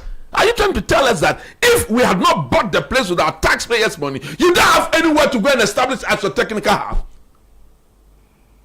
All the monies that FIFA have given to you, look at what you've done to Pram Pram. You cannot change Pram Pram and get a structure and name it your technical. You want the taxpayer when we are in. You see, you are using our facility, everything. If they want to enter into the job, you say you are an autonomous and nobody can interfere with you. For me, look, I will lead this campaign. You see the way I led the Otuado campaign, and look at the Kitwa. As for this campaign, I will lead this campaign, and if the minister, Honorable Kofi Idi Adam and his people, does not get the effort to vacate that building and renovate the place and get the next Blasters coach to sit in there, you see what will happen in this country. Because we will not pay $500 a day to any hotel to house our coach. You are sure what? Coach, you need to calm down. I won't calm down. Let me hit up. I'm sure going forward. We probably might get an update from. There's no better update for them to leave the place. I'm just hoping. Look, let me show you the pictures. We need to progress. We need to progress with the conversation. We are progressing. It's part of the very important. He said his point. I'm not cutting him. I'm saying that he said his point. So we need to get an update from the handlers or the ministry so that we can progress the conversation. You wait. You talk. Me to have to talk. Yeah, we'll talk. Because we need to take a break. We need to take a break. You talk. When I hit, it is only when I hit up that's where you say you want to take a break. You've made your point. Litina advert. Man, your program is one man kasa. Coach, please end for me. So the point I'm making is this. As for Queiroz, I'm not going to dwell into what he said at the press conference. He's seen this for over 35 years. Was I surprised he was hitting the right note? No. But what were you expecting him to do? You come there, come and shake like Otuado. You won't come and shake. Because he's done there for over 35 years. At Man U and Real Madrid. Better under. What? Otto is wet. No. Yeah, they're shining head. Hey, behave yourself. Yeah. So now, I sit here and pray every day. America is not a place you go and disgrace yourself. You might have always been saying this. Yeah. You don't come on. America. Because of that, I am praying together with Keto Kreku and his people that he takes us to that at least he gets us out of the group. Round of 32 quarters, round of 16. If he does another quarter final repetition, you will come out your shoe for him. Keto Kreku will have to meet me. Hey. For the first time, we meet and we'll have dinner together. Hey! That'd be hard. Because he will tell you that Otuado is the best ever coach he's ever met. When you look, let me tell Ghanaians, Until Otto Gotsa, when you meet Keto Kreko, he will tell you boldly that he has never seen a coach. Top coach. No, but you the wouldn't, because sources tell us that they wouldn't have sacked him but for the intervention of certain figures. I say I am quoting him verbatim. He knows what I'm saying. His people knows what I'm saying. That Otto was. He is on record, not once, not twice, not thrice, several times, several places, that Keto Kreko, he has never seen a coach so superb, fantastic, up to the job than Otuado. This is what we call thriving in the chaos. If Carlos Queiroz goes to the World Cup and he's able to take Ghana to the round of 32, round of 16, and there invite him dinner. But a dinner, I will not eat separately from him. He and myself will eat in the same bowl. It's your menu. Everything he does. But that's not dinner. Daddy. Maybe dinner. But you have to eat your food and then you No. You are eating with Ket in the same plate. Drinking the same water. No, and then the drinks too. He and myself, our same straw, 2 straw in one. Our friendship will be stronger. So 2 straw in one bottle. That one is 2 straw. We'll sure. What's Charlie, yeah, Mr. Yeah, you have to take your stuff quickly. Yeah, Mr. 1 minute. The next point after the coach has been done with is the budget that goeth to the World Cup. The budget that goeth to the World Cup. We are calling on this honorable minister, Kofi Adams. Number 1, Idi, he will work and he will be shocked. Me, I'm not shocked because I know what he will do and know what he's capable of doing. You see, Carlos Queiroz, he has said that none of his backroom staff is entitled to an appearance fee. This too, I'm putting it on record. Carlos Queiroz, the backroom staff, appearance. So the 5 he's bringing? Yes. No appearance fee? For 4 months. Oh. But Mumbisa said, the original budget that was taken, every backroom staff was taking an appearance was due an appearance fee. All of them. Really? I'm putting it on record. I see. So I said, look, I'm on top of issues. Why you want me to meet? When they meet, I meet after they have met. You have extra meetings. Insiders meetings. I don't go to their meeting. They have been telling them whatever goes on there. Even the budget that they have submitted, I have it on my phone. And I'm telling the minister, Honorable Kofi Adams. Initials IN, insider namely. If you keep people there where they should not be there, and they are to take $100 and $100,000 appearance fee, JP, OGB, Fatao, OGB, where Bejibi, look, Yankasa. So you have proof? Okay. Me say, until Otuado got sacked, Otuado and his 20-something backroom staff, they were all entitled to an appearance fee. Interesting. Carlos Queiroz says his people, they are coming to work for 4 months. So pay them and let them go. Pay them and let them do their job. So we want to now see the budget. Yeah, so that's what I'm saying. As for this NDC government, the minister if will they allow another budget to disgrace Ghana in America, Honorable Kofi Adams, I know that because of Honorable Kofi Adams, it will never happen. He will update the press. He will read and he will come and update the press. Yeah, he will. We want to see the budget that the FASO and Keto they've taken to that's it. Every management match will take $62,000 to $72,000. We'll see. Yeah. We will not go into that feature. Because of time, just make it snappy for me. You have issues with the whole handling of the press conference thing and all of that. Jude spoke about it, and look, it's high time. Supporter up there, Obu journalists. I mean, it's high time. Life is this? It's high time we stop all this. But you remember your good friend Ohene Bampo? That's what I was leading to. Ohene Bampo Brenyas stated at a presser that thing should stop. That they said they nearly attacked him. Yeah, they attacked him. If he was alone, it's not like they nearly. They attacked him. So it took fellow journalists now to get on his part and then fight them. It's a press conference. It's where you press. Why the chaos? And you see, and like sometimes they make it look and sound like they don't know. You don't know what to do. They don't know what they're about or what they are supposed to do. They know. They know. They thrive in the chaos. And I wouldn't put it at the doorstep of the supporters union. It is down to the GFA, because if you do not allow them, they won't be able to come there. The supporters, they have leaders. Just call their leaders. We don't bring your people. Finish. That's all. So the supporters unions, you had your moment at the airport. When you went to meet Carlos Queiroz, what on earth, what business do you have been at the press conference? Interrupting the flow. Think about it. And you spotted it when we're monitoring the build-up or concerns connected to this whole presser, Carlos Queiroz's appointment and all. The English press, they are heavily invested in what Ghana does and doesn't do. Yeah. This interview, this press conference, Sky Sports they did it. Yeah. Look, it was so disgraceful. Sky it was so embarrassing. So the Sky Sports do you know when they played? Because one of my colleague, she's a lady, Tilly, at the Ghana broadcasting. Oh, okay, GBC. Very respectable lady. Yeah. Oh, who not to say where the about come and be journalist? No, Otiform. Not just a couple of other journalists. Just sat on the floor. So the thing with when I saw the videos, and you're telling me, Otiform. Now, even with the drum. Yeah. The thing with the general indiscipline. They asked the worst part for me in that whole experience is they've actually asked the coach a question.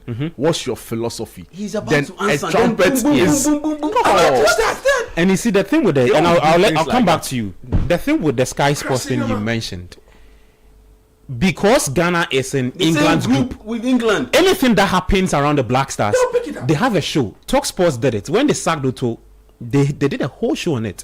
When we announced that we've appointed Carlos Queiroz, they did a show, and when Sky Sports played the thing and the thing played like, they cut into the thing because the sound is terrible. It's terrible. You don't hear what Carlos is saying. And when you ask the question Henry has to retweet to Carlos again for him to hear what the question is. You are in charge. You are in charge. Take charge of the situation, young man. We shouldn't be seen to be doing it because other competitors are looking at us because it's not professional. Because it is not professional. It is not standard. It's not best practice in the space.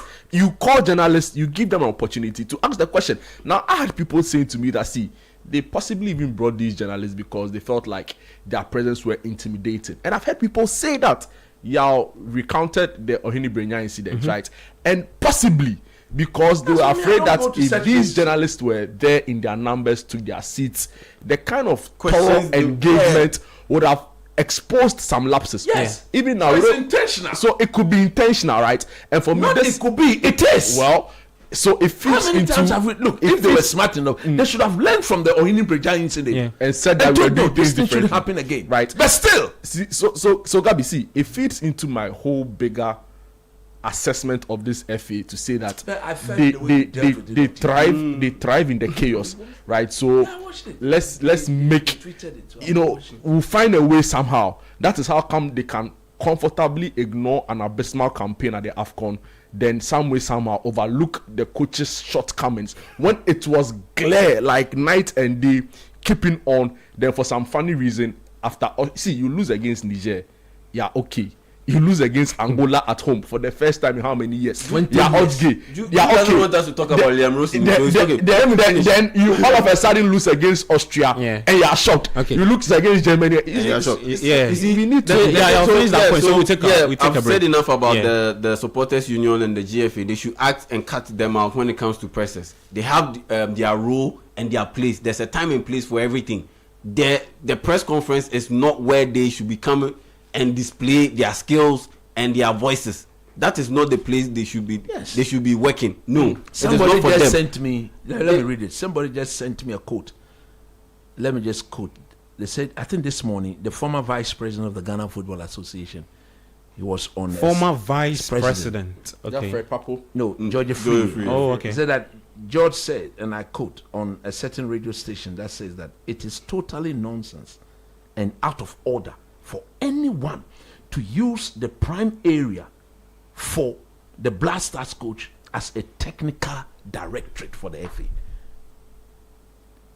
It should not be allowed. We're calling on the minister. I trust the minister. You check on that. So back to Carlos Queiroz. Look, and when he said it's the biggest challenge, I honestly believe he doesn't even believe what he said because what is the level of expectation? If the level of expectations are high, that's where the challenge becomes tough or is branded as a big challenge. Yeah. But the expectations for the Black Stars, you're already sitting on fire. It's on the low. So how can you describe it as the biggest challenge? And me, I look at it from this standpoint, same as Peter Mosimani, that, and this is what he said, and I quote, maybe I don't want 3 games, 4 games. Yeah, he was spot on. And maybe Carlos Queiroz says, why not let me go have fun? Yes. Let me go to the World Cup again. Yeah. So it depends on how you see it. Then he goes on to say, Carlos is a big coach, guys. Let's be honest, and he's a very respectable coach. Maybe he feels that I've got nothing to lose. Let me go. And maybe I look at it differently. So that's how I say that there's no way he believes that this is his biggest challenge. Absolutely no way. Because it's a big challenge when the expectations are high. And when it comes to these Black Stars, and per the timing of his appointment, there's no way the expectations will be high. Okona say, thank God. We'll glory. If it doesn't work, we'll just come back and then we split our ways. Yeah. He gets it. Then he goes on and says, he talks about the risk. Look, the risk he's saying, I honestly believe he's taking a look at not necessarily just the players who are on the periphery when it comes to those foreign-based players, but players who pass the eye test. So, for instance, yes, he can be a Ghana Premier League player, but when you watch a player like, let's say, Rudolph Mason, Sweden All Blacks, their striker, when you look at his poise, his movement, his nose for the ball, he can clearly tell that this guy has a nose for the ball, and his positioning, his best of speed over a short distance. No one needs to convince you that this guy is a talent that needs to be played in the right environment. Okay. So if you take a risk on this guy, or a chance on this guy, and you invite him to the Black Stars and take him to the World Cup, that is a risk that will give you major potential benefits. Because the Black Stars have a strikers issue. The guys that we have in our front line, none is an out and out striker. Prince Kobne is okay, but if you put Prince Kobne today here, take out the fact that he's foreign based, and you place him and Rudolph Mensah on the same level, the same pedestal. I'm picking Rudolph Mensah ahead of him. Interesting. Because ask any coach who knows scouting, player scouting. Yeah. Put Rudolph Mensah there. Watch his tape. Watch him in person, and put Prince Kobne there.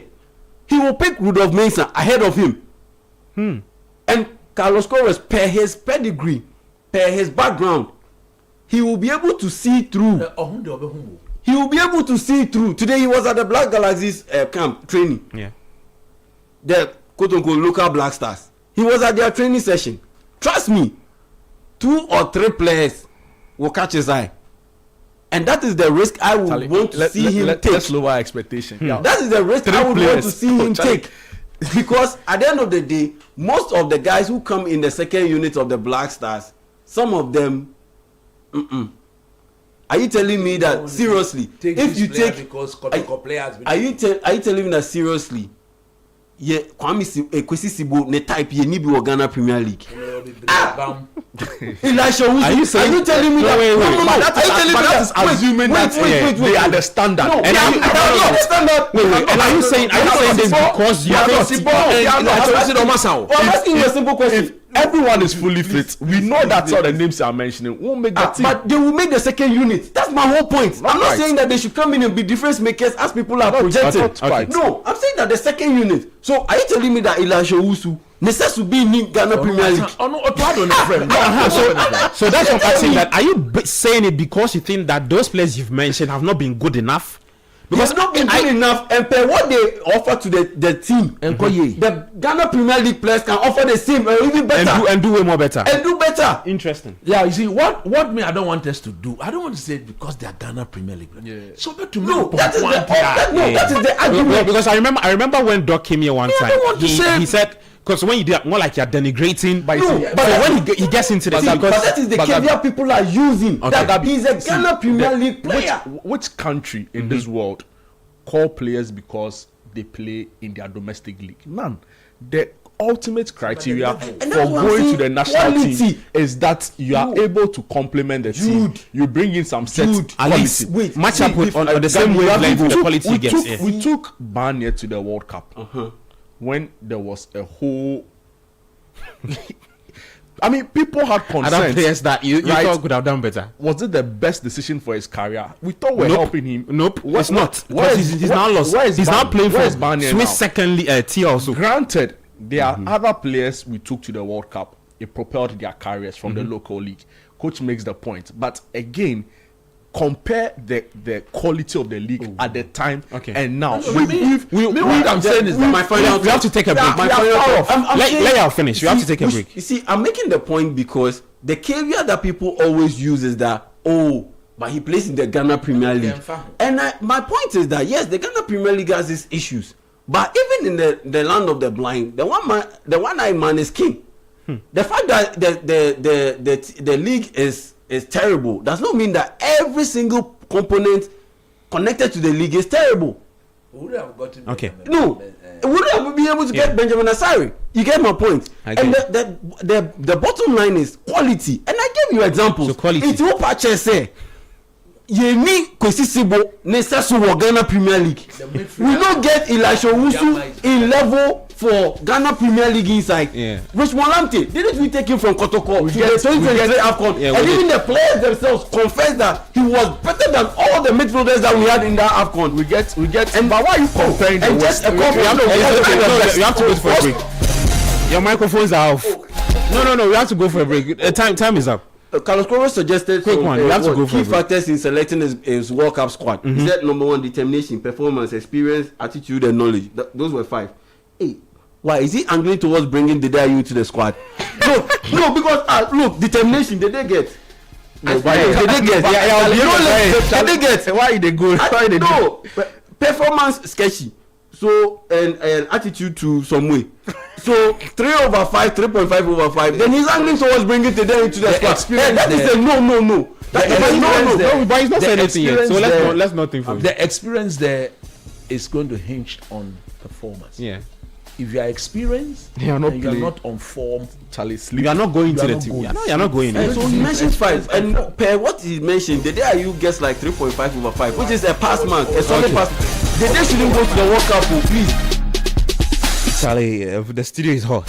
Let's take a quick break. When we come back, I'll take your messages on WhatsApp 05399696 and also on YouTube, and I will talk about Chelsea. The question is Chelsea in crisis, or are they, after sacking Liam Rosini after 106 days?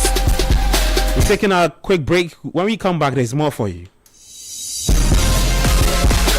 The countdown has begun. The world is gearing up for the biggest football spectacle on the planet, the 2026 FIFA World Cup. But before the first whistle blows, there's a story behind every team, every player, and every number. Get ready for the World Cup Diaries, only on 97.3 City FM. Your ultimate destination for everything World Cup. From mind-blowing statistics to deep dives into all the participating teams to insights that you didn't even know you needed. Starting April 7th, 2026, every weekday. Catch it live at 10 minutes past 3 p.m. on the Traffic Avenue on 97.3 City FM. We bring you quick, sharp, and electrifying updates that break it all down. So you don't just watch the game, you understand it. Every stat has a story, every team has a journey, and we're bringing it all to you. Don't miss the World Cup Diaries at 10 minutes past 3 p.m. weekdays on the Traffic Avenue, only on 97.3 City FM.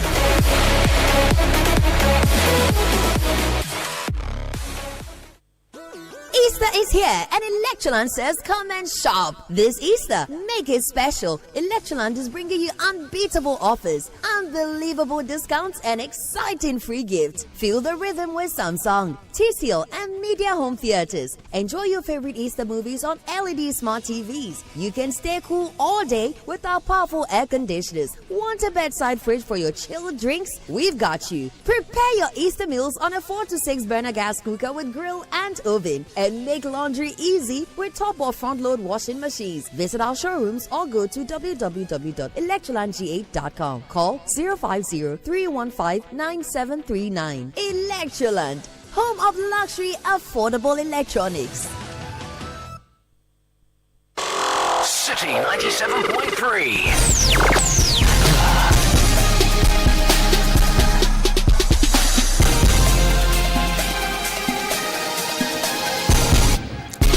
All right, welcome back from the break. Sports Panorama on 97.3. Show probably brought to you by Litina Travels and Tours, Betway Bets Influenza, Bank of Africa, and Extra Cash. Are you going to the World Cup? Is your answer yes? Okay, if you're going, then let me talk to you about Litina Travel and Tour 2026. You know that the world will be gathering at one place, in fact 3 places, the USA, Canada, and Mexico. But how are you going to get there? Litina Travels is taking you to the biggest global football event on planet happening in the United States of America, Canada, and Mexico. So join the Litina 2-in-1 experience, uniting world-class football, global business in one unforgettable journey. Join Litina for your packages. You have visa to watch all 3 group stage matches, 3 official match tickets, return charter flights, hotel accommodation, travel insurance, and exclusive access to business networking events across all 3 host nations. It's not just a trip, it's history in motion, it's football. It's also opportunity, and it's a big opportunity for you. So you can call us on 020-522-9553 or 05066766957 today, or visit Litina at Alisa Hotel. You can visit her today, or if it's late, come around Saturday, Sunday, Monday. We are there for you. Litina Travel is your gateway to the 2026 global football competition happening in the USA, Canada, and Mexico, where football meets opportunity and Ghana shines on the world stage. Let's get to Chelsea. The man we are talking about is Liam Rosinia. Well, people say sacking him was an embarrassment. Some people say he's been scapegoated. Some people say, the insider from Blue Coal has just been, Charlie, taking face wipe somewhere. Judankan! Charlie, let me tell you something. if you support a football club, and in recent times, you've had Ruben Amorim as your coach. Now we better assembly. No, allow him to make it. Allow the young man to speak. I'm saying if you support a football club, and in recent times, keyword Ruben Amorim, name of ex-United coach. Okay, you have no moral right. You have no moral right to question any other football club's choice. Why? I'm coming. Let me make the point. Okay. We were in this country, all watching and enjoying the Premier League. What do you know here about Ruben Amorim? I'm building the point. But why do you have to start the sacking of Liam Rosinia from somebody who's been sacked like 3 months or 2 months ago? Because there's precedence, and you need to pay attention to it. Now the point about Liam Rosinia is he had to go. I mean, it was untenable on the facts of his performance, and I, for instance, had cause to question his appointment to begin with. I felt when Maresca was unfairly sacked, unfairly, and I'm choosing my words very carefully, I didn't think he was the best fit for Chelsea because he didn't have the requisite experience. But again, United showed us the way in bringing in, an obscure coach to an extent, and it didn't work. And I was hoping that we were going to learn from the United mistake, but we gave him the benefit of the doubt. To be fair, I've seen people credit him to say that there were certain aspects of the game or the team he improved. So, for example, they are quick to mention Joao Pedro He scored quite a number of goals under his watch. In the cup competitions, at the very least, he sent us to the FA Cup final. Semi-final. We are getting adding there. something to your Do you realistically think is it Southampton you are facing will beat us? I don't think so. No, you're playing Leeds. Leeds, yeah. Let's be honest. I mean, they've taken 4 points off you this season. The team is what down, are you talking but about? I mean, let's be honest to ourselves. So, Gabi coming back, I think that he had to go. He wasn't Chelsea material. The board, the managers, the owners would have to ask themselves very hard questions. Some people need to swallow their ego and their pride to say that, see, let's leave the coaching to the actual coach. I think Maresca was actually on a very healthy project for the team. He won us the Club World Cup. And I'm sitting and I'm wondering, how long will it take United to win? Why are you doing analysis and you're adding? It gives you context. It gives you an idea of how far I'm young man the point. We won a Club World Cup. Realistically, how long will it take any team bar Manchester City in the Premier League to win one? You see, so you need to appreciate the kind of work Maresca did with Chelsea, and that's what I'm making the point that it's not. What are you talking about? It beat PSG 3-0 is one of. It was a one-off. But I have to comment on the sacking of I don't even know why you. No, I'm saying that the sacking of Liam was the sacking of Maresca was unfair. Okay, and already put Liam in a very difficult position. So I'm happy that he's been sacked. You know, the season is done and dusted with. I don't think McFarlane, who is coming in as his temporary replacement, is going to change anything significantly. But I expect. I mean, just the end of the season, so. No, but we are winning the FA Cup. You're winning with Anna McFarlane. Oh, we're winning the FA Cup. I see. You know, so I'm happy that he's coming on board. See, Liam was just not good enough. He lost the dressing room, he lost the players, and to just end it, I'll say that the club owners, you know, they need some talking to. You know, I get the sense that their approach as to running football club is different, especially with their background. Easy. But this is a club that is used to winning. There's a certain high level of expectation when it comes to winning with Chelsea. And it's important to note that even in our slump, or even in the team's slump, they are still competing for trophies. And that's the difference between Chelsea and and the other clubs. You don't want me to mention the names, but yeah, even in the challenges they find themselves in, they are still competing. But we would admit that there's a really big slump in quality. The team is not performing at the level they expect. I mean, if you lose 5 games, you know, without scoring a goal, 3-0, Leeds, no, I was City, right? Yeah. Brighton, United 1-0, Brighton 3-0. That's unconscionable, and I don't think he expected to. The reports were that some key figures, some key players in the squad questioned his tactics. One, Cole Palmer, Enzo Fernandez. Are they not Kanishi? Are they questioning performance? Then somebody did it. So yeah, he's lost the dressing room. He had to go. That's the point. He had to go. But you do agree that he was scapegoated? I don't think so. No, he was. I don't think so. No, he was. It will be difficult. You know why I'm saying that? Ever since I watched that video from Egbali, I don't know if you've seen it. He was talking about the club's project, and I'm saying this and I've said this before. There was no. I'm coming. There was no. But the project is about. It was. I've said this clear case of Matra and Makwe, and it didn't work. That's the project. So he had to go. I said this. Ben called.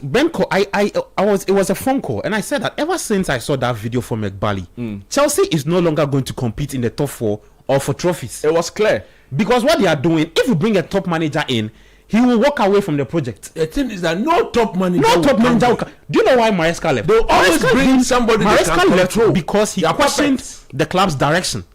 That is granted. And for Liam Ozinia to have taken this job, understanding the project. I made a point that the owners need to answer themselves some tough questions, and egos would have to also slide, because if you are managing a football club of the pedigree of Chelsea, again, like I said, the team is used to winning, so you know that standard will not drop for anyone, irrespective of who owns the club. And at first people say, oh, they miss Abramovich, they miss the kind of mentality. They better stop living in the past. We are living in the present, and that is why we are still competing. So Gabi, he's gone. We are happy that he's gone. Who next do you want? Cesc Fabregas. I've seen Cesc Fabregas and Andoni Iraola.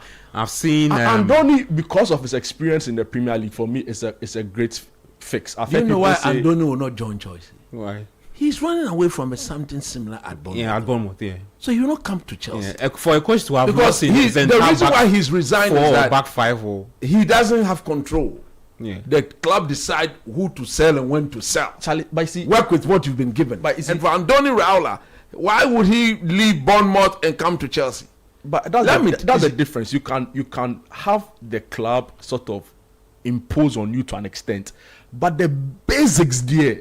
Which basics? You know, and you see, look at the quality. So the basics has to do with what? Cole Palmer in the last 10 games for Chelsea has been reduced to an average player.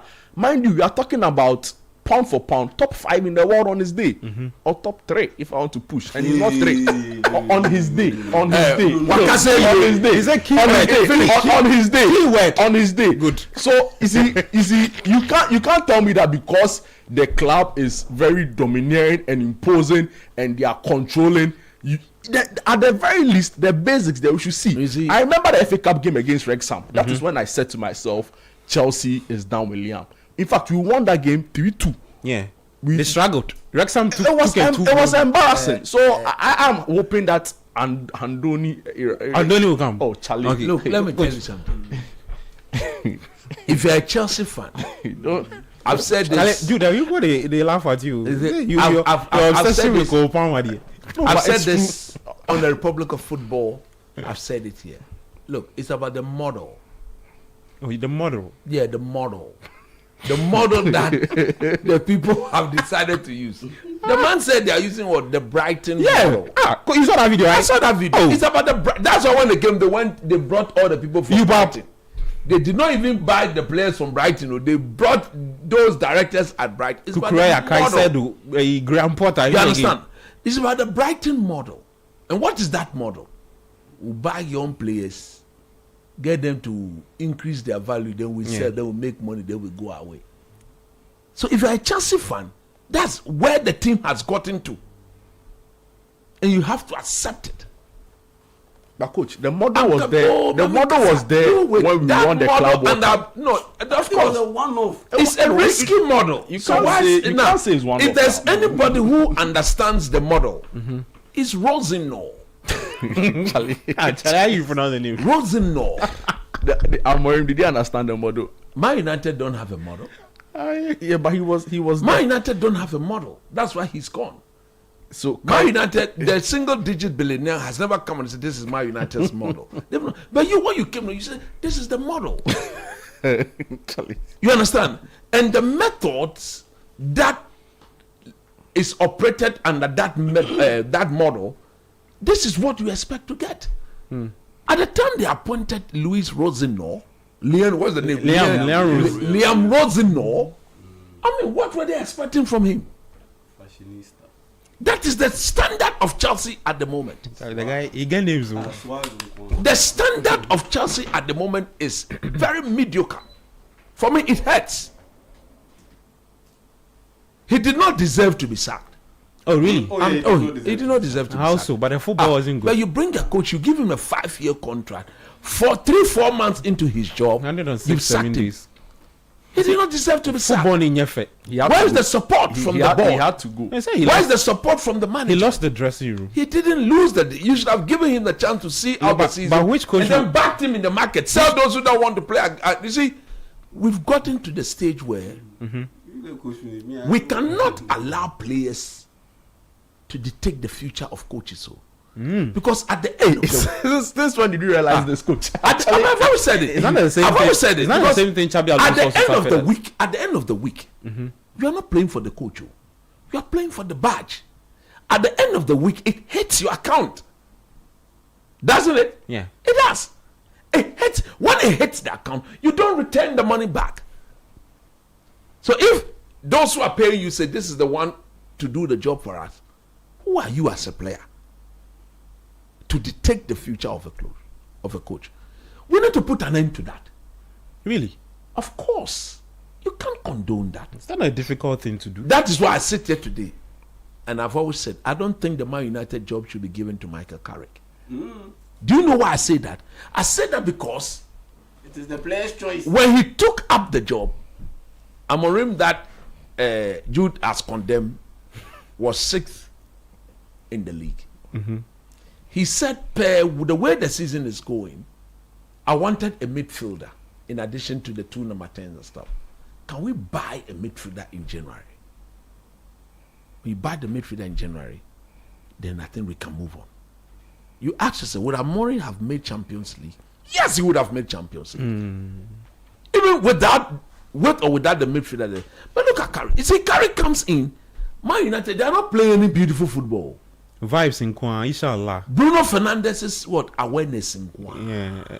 To be fair, the first 2 games against City and Arsenal was really. I think it was down to coaching to an extent. They were not down to coaching. At a point, a lot is being asked. That's how you clearly saw social play. Like, look, against Arsenal at the Emirates, Man United had 4 shots on target.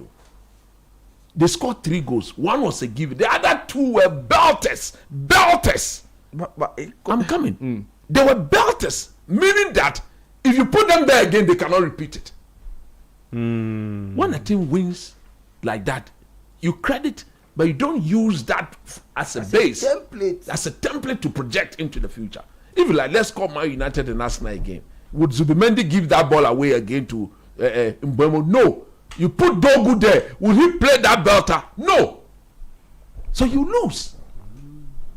Okay? No. Man United's Man United intensity as a team has dropped. Okay. They are running less. Coach, they are pressing less. Yeah. Everything they are doing is less. As against Amorim in charge. Yes. But you see, that is that is also not. Let's not digress. Let's not digress. Because you're digressing. Coaching is also about the players you pick for the team. Let me finish. Okay, coach, finish so we can give you your time. No, because your time, dude. Your time. We should be out here in the next 8 minutes. Based on momentum. Yeah. United, after those 2 games, Man City and Arsenal, they were drawing against Fulham until Bruno Fernandes created something. They were losing against West Ham in the 94th minute. Šeško equalized. They were losing against Crystal Palace. They had a red card. Okay, so it's been a moment. And if you look at the performance, everything is bad. So as for Rosenau, Chelsea should have kept him. Get him to finish the season. And then sack him. Do proper evaluation. Okay. Back him. And then, but how would you give him a 5 years contract and not back him? He's 4 months into a 5-year contract. No, but what you realize is that a similar thing they gave with? What you realize they did with Enzo Maresca, who was so tell you that is Chelsea now. Yeah, that's the point I was trying to make. What is Chelsea now? I'm coming. What is Chelsea now? Let me tell you what the Chelsea now. The Chelsea now is that when you call somebody like Nagelsmann to come for the interview, he will tell Todd Bowley and co that he want absolute control. Yeah, they will not give him, so he will not take up. Yeah, in fact, somebody like the real man you are talking about, he should come to. Coach, I will be shocked because that's why he's leaving Bournemouth. Coach, it is good you've even mentioned Nagelsmann. When before Chelsea appointed Pochettino, Nagelsmann was the candidate they spoke to. He did not buy into the project. Control. He didn't buy into when the Luis project. Enrique came, he told them. He asked. He didn't buy. No. 2 questions. You walk away. So Jude has to understand the project because we spent a lot of time to finish up. Me, I've always maintained this stance, and I'll reiterate it. The games that Chelsea lost, was it exclusively down to Liam Rosinew's in what City, Brighton, United? Yes. Was it clearly down to Liam Rosinew's shortcomings or limitations on a tactical basis? He had a part to take. No. You sure? No. You are playing against the defending UEFA Champions League. He said not entirely him. Yes, but there was some play. But the players still had some play. Okay. 70-30 to the. So the players taking 70 for you. You are playing against the defending UEFA Champions League winners away from home. 74th minute. No, 70. Yeah, was it 74th minute? It was 1-1. 74th minute. It was 2-2. 2-2. You have done your job. All your goalkeeper needs to do, because Robert Sanchez was making mistake upon mistake. So he benched him and he started Jorgensen. Jude was complaining about his choices when it comes to player selections with regard to William Rosineu. Yeah. He benched Robert Sanchez, started Jorgensen. It's 2-2. Just make a simple pass. You gave the ball away to Vitinha. He scored that goal and instantly it collapsed the whole game plan. And within 10 minutes, PSG added 2 more goals. 5. How is he supposed to salvage that situation? You can't make simple decisions. And that's what, to an extent, has let Arteta down. His players. You are a defender. Man City are pressing you high. But within that press, there are gaping holes within that press. Just make a simple pass between 2 players. So that your central midfielders can receive the ball, turn around and face the opponent. Gabriel Magalhaes and William Saliba couldn't. Yeah. And they ended up losing the game. Simple pass. Make that pass and we move. Okay. Look at the game against Brighton and Hove Albion. The third goal, for instance. Trevor Chalobah, what was he doing? How do you expect the coach? What do you expect from the coach when players can't do simple basic things? You are not winning duels. You are not winning headers. You are not winning tackles. Then the fault is the coaches. Yeah. If you can't win the basics, forget about tactics. Okay. Yeah. Let's finish up. Who should come in next for Chelsea? For me, it's Unai Emery, because at the end of the day, it's Unai Emery, because he wants control. At the end of the day, the Chelsea owners, they need a growing up. They need a grown up in the room. The Chelsea players, they need a grown up in the room. The one who can bridge that problem is Unai Emery. It is not Iraola. It is not Xabi Alonso. It is not any of these. It's not Fabregas. No. You think they are all still rookies? They are all still rookies. You need a grown up in the room, and a grown up is Unai Emery. He doesn't mind give me the players. I want some certain players, but if you give him Esteval, he can work with Esteval. Okay. I mean, you are working with John McGinn. Track record. You are working with John McGinn, and you managed to qualify Aston Villa to the Europa League semi-final with John McGinn. No, I beg you. You can't say it's John McGinn like he is the perfect man for Chelsea. Unai Emery is the perfect man. Okay. We have to go, guys. He's worked with anybody but Liam. Gabi. It wasn't good enough. Unai Emery has managed to work with Tyrone Mings and qualify Aston Villa to the Europa League semi-final. So you think you do way more better? And he played with Tyrone Mings to the UEFA Champions League quarter-final last year when PSG beat them. No, he's the perfect man for the job at Chelsea. Yeah, so we'll see who comes in next for Chelsea. Let's do shouts, guys. Yeah, Coach, I have some shout out. Let me do quick. Yeah. Now this is coming from our brother and friend, and Obed of Glyco. Obed. When I own Obed, he say happy birthday to Philip Fifi Dodo. And it's coming from him and the entire Manchester United supporters. I see. Including myself, Coach Nimley. I see. Because Philip Fifi is a stout Manchester United supporter. So we say happy birthday to him. Then the big one itself. Stay from our brother Obed. This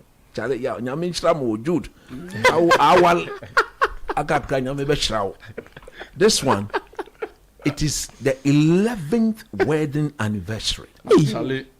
People have been married for 11 years. 11 years. And I'm seeing a wonderful family here. Wife, husband, 3 beautiful children. 3 beautiful children. All boys. All boys. Yeah, man. So they say happy 11th wedding anniversary to Mr. Aaron Parkwesi Aqua. And your beautiful wife. And your beautiful wife, Mrs. Laurentia Aqua. God bless your marriage from all the Manchester United squad. Happy 11th wedding anniversary to Mr. Aaron Parkwesi Aqua and your beautiful wife, Laurentia Aqua. It's from all the Manchester United supporters worldwide, including myself, Coach Christopher Nimley, Yao Minta, and all the guys. Say happy 11th anniversary to Mr. and Mrs. Aaron Parkwesi Aqua. 11 years is how long Chop life is how long you have gone without.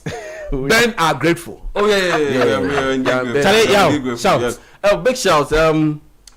Big shouts to Jeffrey Fifianan inside Channel 1 City FM. Big man. Ghana Weekend is a big fan of the sports. There's everything we put out there. He tweets them like everything. He's liking it. He's sharing. Tell it. The champion guy. The guy he sleep for the City Sports Plate. I will feel I'm wrong. Jerry Fifi and Uncle Jerry. Uncle Jerry. Uncle Jerry. Jerry Kelp. Jerry Kelp. Uncle Jerry. If he had guy. Uncle Jerry. And happy birthday to Kamaru Abdullahi. Uncle Jerry. Channel 1 TV. Yeah, Kamaru, you be big guy. I've known you for a while, even before I joined this company. You be solid guy, and Kamaru? More grease to you. Kamaru. Yeah. But why you know Kamaru? That will not be a problem. How will not be a problem? Charlie, Kamaru, Spyball day. Kamaru has a record in it. No, he be Jerry man. You know. So I knew Kamaru from my days with Yausechi at Spyball. He was a camera operator. Yeah, he used to come in to help us out on the DD. Yeah, so Kamaru, I knew Kamaru from way back. Yeah. And so big shouts to Kamaru Abdullahi and big shouts to Jeffrey Fifi. Yeah, so Jeffrey, speaking of Jeffrey, he's on tomorrow. Vibe Room. Yes, so do listen to him. Interview Chame Kwame. Yeah, Charlie be hard guy. Then we hard show. Uncle Jerry. Charlie, do this out. Okay, let me do. So Eko Kumsen, our own Park we see. Eko Kumsen, he's also listening to us all the way from Kenya. He's been listening to the show right from the time we of course he said that when you tuned in. Made you the rough hard guy Echo. You do no match brother Bobby Charlie so that you bench him again. If he doesn't pull it so that was up to him. This one is from my good friend Victor, who is also listening to this. So he says today is the birthday of my husband Prophet Edward AJ, leader of King's Prayer Ministry. He says from your wife Mrs. Helena AJ and the entire congregation at a brew at Equiapem. Yeah, Coach, you don't have any? I'm done. Okay, I'm done. Guys, thank you so much. And more Republic of Football. Yeah, to all the guys who listens on YouTube and also those who texted into the show. But we're back later tomorrow 2 to 5 p.m. the Republic of Football. And many thanks to our sponsors Litina Travel and Tours, Extra Cash, there's Bank of Africa for you. And also Bet Influenza. You heard from Coach Christopher Nimley, Ayayi Jamie Inta, Jude Duncan, and Bernard Abeku Oshre. I'm Gabi Ofa. Enjoy the rest of your night. Do take care and bye-bye.